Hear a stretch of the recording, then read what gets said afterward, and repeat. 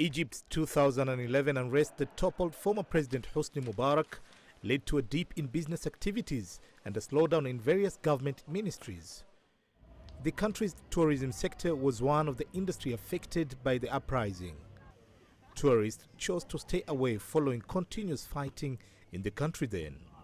However, the sector is slowly crawling back to its feet thanks to a stable political landscape and government reforms.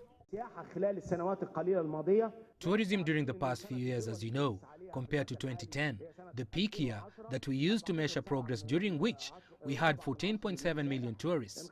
This dropped in 2011 to 9.8, then increased once again to 12, then went down to 9.5, then somewhat improved in 2014 by around 4%. Egypt's income from tourism quickened 27% in 2014 as more tourists increased their spending. What matters is our income from the tourist movement. There is a clear progress in the outcome that came from tourism in 2014 compared to the year 2013.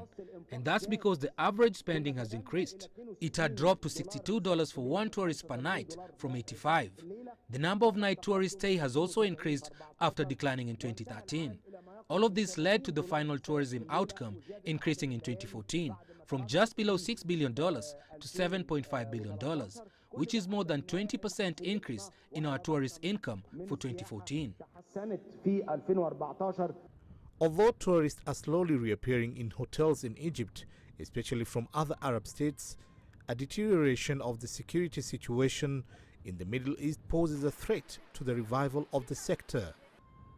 The rapid advance of terror group Islamic State has worried governments across the region, including Egypt, a strategic U.S. ally which has a peace treaty with Israel and controls the Suez Canal waterway.